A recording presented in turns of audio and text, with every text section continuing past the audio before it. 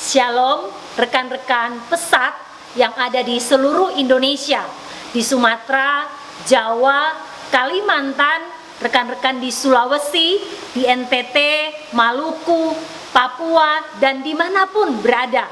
Salam sejahtera buat kita sekalian. Ada rasa syukur yang tak terkira yang kita panjatkan kepada Tuhan Yesus yang sudah menyertai kita dengan begitu sempurna sepanjang tahun 2023. Kita semua anggota komunitas pesat telah melewati tahun 2023 hanya oleh karena kemurahan dan kebaikan Tuhan. Saat ini kita sudah memasuki tahun 2024. Saya mengajak kita semua anggota komunitas pesat untuk kembali mengambil waktu merendahkan diri, berdoa dan berpuasa selama 40 hari yang akan diadakan secara nasional tanggal 12 Februari sampai 22 Maret 2024. Karena sesungguhnya kita sadar bahwa kita ini lemah, kita ini tidak mampu dan tidak sanggup berjalan sendiri. Kita butuh kekuatan daripada Tuhan.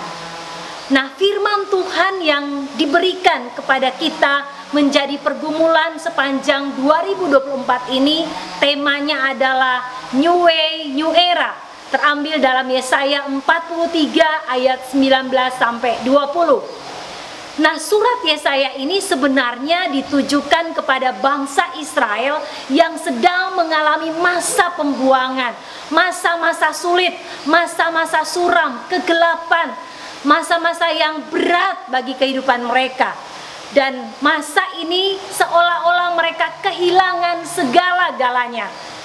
Namun dalam kondisi demikian, Allah memberikan penghiburan kepada Israel untuk tidak berputus asa, tetapi memiliki pengharapan yang besar di dalam Tuhan. Karena sesungguhnya Tuhanlah yang akan memberikan kelepasan buat mereka. Oleh karena itu, Lembaga Alkitab Indonesia di dalam Yesaya 43 memberi judul Tuhanlah satu-satunya penebus. Dan itu benar sekali. Dialah satu-satunya yang kita harapkan, yang kita andalkan. Nah, apa yang Tuhan lakukan? Yang pertama, di dalam Yesaya 43 ini pertama membuat sesuatu yang baru. Dan yang kedua, Allah membuat jalan yang ada di padang gurun dan menjadikan sungai-sungai di padang belantara. Ini luar biasa. Sesuatu yang baru yang dimaksud di sini adalah yang belum pernah terjadi sebelumnya, menakjubkan bagi pemikiran manusia. Bayangkan padang gurun yang syarat dengan pasir, di mana orang-orang berjalan di atasnya itu membutuhkan waktu yang lama untuk melintasinya, panas, terik, kekeringan, kehausan. Namun Tuhan sanggup untuk membuat jalan raya di atasnya. Kalau dulu Tuhan pernah menyelamatkan Israel dengan membelah laut Teberau, sekarang Allah menyelamatkan Israel dengan cara yang berbeda, cara yang baru, yaitu lewat jalan di padang gurun dan sungai-sungai di padang belantara. Hal-hal yang tidak pernah kita pikirkan sebelumnya. Namun ada syarat yang harus kita lakukan agar kita mengalaminya. Syarat yang pertama adalah ada yang harus kita tinggalkan, dan yang kedua ada yang harus kita ingat.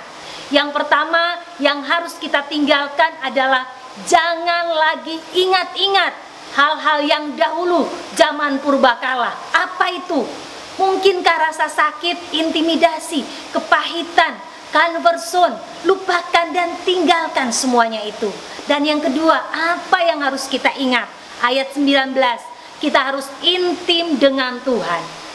Aku hendak membuat sesuatu yang baru, yang sekarang sudah tumbuh.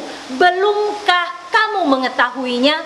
Pertanyaannya, kenapa Israel belum tahu? Karena pengenalan mereka dengan Tuhan itu dangkal, sempit, tidak dekat, tidak melekat. Oleh karena itu, syarat satu-satunya adalah intim dengan Tuhan. Di momen doa puasa ini, mari kita datang kepada Tuhan.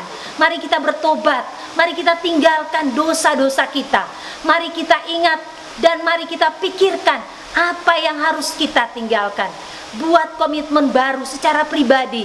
Jangan lagi mau hidup sama seperti 2023. Lakukan pemberesan dengan Tuhan.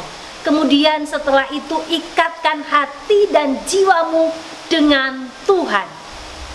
Pakai momen doa dan puasa ini untuk dengar suara Tuhan. Terima pesan Tuhan. Ketahuilah jalan-jalannya. Mari kita siapkan hati yang baru, tempat yang layak untuk Tuhan berbicara. Dia mau berbicara dengan kita. Tapi adakah tempat untuk dia? Siapkan tempat yang terbaik. Selamat bertemu dengan Tuhan dalam doa puasa selama 40 hari ini.